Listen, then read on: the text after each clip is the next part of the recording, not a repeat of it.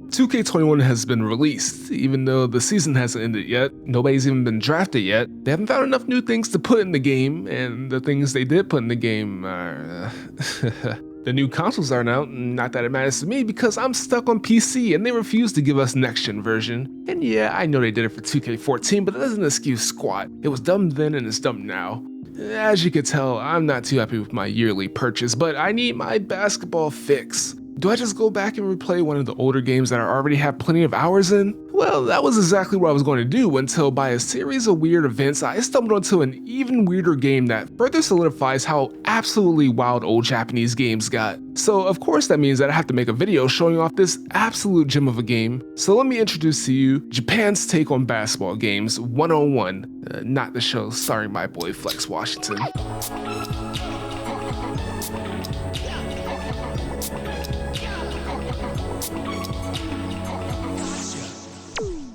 So the first thing I noticed as I started checking out the game was the character displayed on the box art, because if you couldn't tell, that is definitely Inoue, the creator of Slam Dunk and Vagabond's art. And once you start playing the game, you could really see the influence of his art style permeating throughout the game, but I'll get to all that later because first we have the most pressing question: what is this game? Well, 101 is a basketball game where, as the name implies, you go one-on-one, mano-a-mano against all manners of creature, such as a monkey, a big dude with a goddamn cheater squirrel, some kind of angel delinquent guy, and a little boy. Now, the really interesting part of this game is the actual gameplay and how reminiscent it is of the fighting game genre. So you swap between the role of offense and defense as you battle your opponent in a first to 11, and with that we have this really cool back and forth between both players where they're essentially trying to trick or read the opponent's actions so that they can either score or get a stop. It's really fun and there's a ton of mind games to be had, especially if you're playing with a friend. And now let's actually get into the controls, starting with the offense. Square and triangle are used to dribble the ball, and if you go while doing so, you'll drive in that direction. As you're running to the basket, you hit circle to do a basic layup, or if you stand still for a little bit before pressing it, you'll do a basic dunk. As for shooting, it's a little bit more complicated. You hold circle to control how much power you have, and once you release the button, a second meter starts to fill that controls your control, and you hit circle again to actually shoot. It's a pretty cool system that is pretty difficult to get into when you start, but once you get the hang of it, you'll still probably be bricking shots if you can even get them off. Also, you have R1, which is a post-up that's like a guard from a fighting game, and it protects the ball against steal attempts, but you leave yourself vulnerable to grabs. And this is only the first comparison to the fighting genre because this game also has a unique moveset for each character that's activated through special commands that are not too dissimilar from fighting games. You can do a variety of things with this, like a dunk that always whiffs, a beautiful through the leg shot that I've never made, and the meanest fucking step back that it also never hits. These moves are a really great addition to the game and helps give it its unique identity. It provides an extra layer to the mind games you'll play with your opponent. A lot of the special moves are pretty broken, but you can stop them and you'll always have to at least be aware of them. And you know, they also look pretty good. It's always fun to see crazy stuff like this in sports games. And it adds a character to the characters, helping solidify the archetypes everyone has. Like the person really good at shooting, the one who focuses on tricky moves, and the one who's more of a defensive person. And speaking of defense, let me just go over those controls real quick. Square and triangle are used to cut off the offensive drive. If you successfully cut it off, it's a lot easier to press circle to steal. And yeah, that's a very aggressive steal, very illegal. And the grab which you do by pressing circle and triangle is even worse. If they do get past you though, you could run to try and get back in front of them, or if they try and score, you could jump by pressing either up or circle, and you could press circle again in the air to do a weird looking block. But as long as you touch the ball, you'll most likely take it. It's actually pretty generous.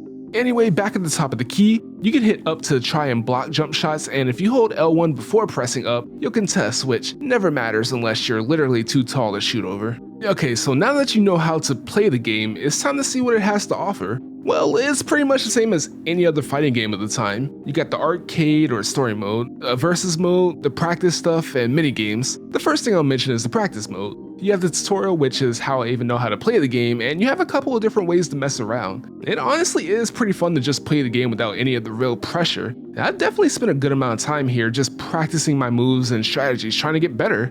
Almost like a fighting game. And then you have the mini games, which are a good distraction for a few minutes. I don't know, maybe it's a quick way to compete with your friends. The first two are the same, just with the distinction between playing against the CPU or another person. You shoot free throws until you choke like a stupid dumb idiot who's never going to touch this minigame again. The other one is a 3-point contest, which is pretty fun. It's actually a pretty good way to get yourself acclimated with the shooting system since it teaches you to be both fast and accurate. And then for the versus mode, there's nothing really to say about it. It's a versus mode, so let's get to the main mode of this game, the arcade. So the arcade mode is your standard fare. You face the CPU one-on-one across 9 stages. The difficulty is fairly reasonable. I did lose a few times, but I was never really hard stuck against anyone like I would be in some fighting games. There's not much to say here. It really is an average arcade mode that is essentially the same as playing versus mode against the CPU, but you can unlock a few new characters by beating them here. And as for the story, I mean, this is a Japanese game and I definitely don't speak Japanese, but I do have an app on my phone and I definitely stopped being able to understand anything about 5 lines in. I think there's some tournament going on, then there's something about their motivations maybe, and then you face either Mash, the big black dude, or Oscar, the former king of the tournament, I guess? After you beat them, you fight the real king, whose stage is in heaven or something? I don't know, but it's a cool looking stage and I'm a fan of straight dunking on God. Then you see the character's ending, followed by a really cool piece by Inoue that is both nice to look at and also really confusing without any context. Side note, if anyone who sees this knows what's going on in these stories, please let me know. I'm very curious. And once you finish a character's story, you unlock their image gallery where you can look at the ending art again or 2 other drawings by Inoue. And since I was just talking about the art, I guess I should look at the art of the game as a whole real quick. As I pointed out many times already, Inoue is the character designer and I'm not sure whether or not they just let him do whatever he wanted, but the cast is very diverse and you can tell he has some fun designing these characters, but he can only draw these characters, he can't actually put them into the game for you to play as. Thankfully though, the modelers did a pretty good job at translating his designs into the game, and I'm pretty biased towards low poly models though, so I'm a big fan of these and they animate pretty great as well. At no point during the game was I really confused what was happening, and I was even impressed by the things I was able to pull off and how good they looked. And as for the levels, each character has one, and they go to many different environments such as a rooftop, and interesting dungeon, and heaven. The backgrounds of the stages are a static image, which is kind of weird at first, but when you do get over the weird dreamlike quality the stages have, they honestly get pretty immersive. Like, it really fits in with the style of the game, and overall, I'm impressed with how good a job they did considering the limitations of the console and the year it was developed in. It really reminds me of the game Street Skater, which, fun fact, was re-released in Japan under the title Simple 1500 Series Volume 47 The Skateboard, which, as you can guess, is a part of the Simple series that was the start for such games as Onnnn and Earth Defense Force. Now, why did I go off on that little tangent? Well, this game had a sequel released in arcades under the name 101 Government and was ported to the PS1 as Simple 1500 Series Volume 30 The Basket 101 Plus. Catchy name. I'm not going to spend too much time on this one because frankly, while it does have a solid foundation, it's really not as feature rich as the original. Like, you can definitely tell it's an arcade port. In fact, I had to find freaking eBay listings to even know what the controls did, and still I had to figure out a bunch of stuff by myself. But anyway, you only have the arcade mode in this one, but this time you go through 10 stages. Ooh. There's no dialogue in this one, so I guess I won't be confused, well, as long as we're not talking about the controls. The biggest changes to the gameplay though is that you don't use square and triangle to dribble anymore, you just use the D-pad, and the shooting is easier? Well, it's definitely more complicated.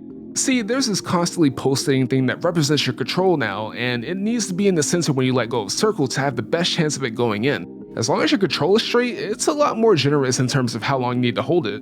I'm not really a big fan of it, but I think it also controls the shot of special moves, which is a really good change as it takes a lot of the random cheatness out of the special moves, and there are more of them now by the way, and makes them a little bit more skill based. Well, the cheating squirrel is still here and he's honestly worse than before.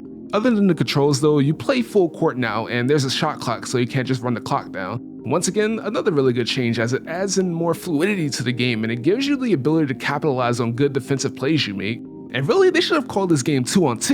Ooh, that's pretty good. Because while the 1-on-1 was, I don't know, a lesser experience than the first one, the 2-on-2 was where this game really shined. It's a lot more chaotic, especially with the constantly shifting camera, but you can actually relax a lot more while playing this because you have an AI to back you up, but the AI giveth and the AI taketh away. For some reason, my partner really liked jacking up stupid ass threes from way past the reasonable range. It didn't really hurt me that much in the long run, but it was pretty annoying in the closer games. And as I kept playing this mode, I really felt myself getting better at gaming the system, and I was even able to pull off some sick moves and plays. Like, I absolutely skunked the king of one-on-one. I guess 2-on-2 isn't his strong point. Ha ha ha. It was pretty disappointing that the ending stuff was exactly the same as the one-on-one, but I guess it's fine. I'm having fun, they're having fun, we're all having a good time.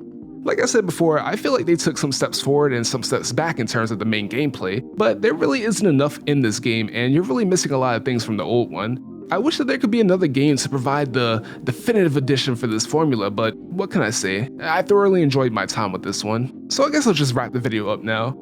I'm a big fan of this game. At its core, it's a pretty fun arcade basketball game that deviates far enough from its contemporaries to keep it interesting. When I was starting to work on this, I honestly didn't expect to like it as much as I did, but I put a decent amount of hours into it and can honestly see myself playing more of it even after I'm done with this video. So if you've seen this video and thought it looked kinda cool, I would definitely recommend checking it out, especially if you have a buddy to go head to head against. But do you have any other old hidden gems for me to check out? Let me know down in the comments. I get a notification when you make one. Also, be sure to like and subscribe because it really does mean a lot. But before you brick another full court shot, have a good day.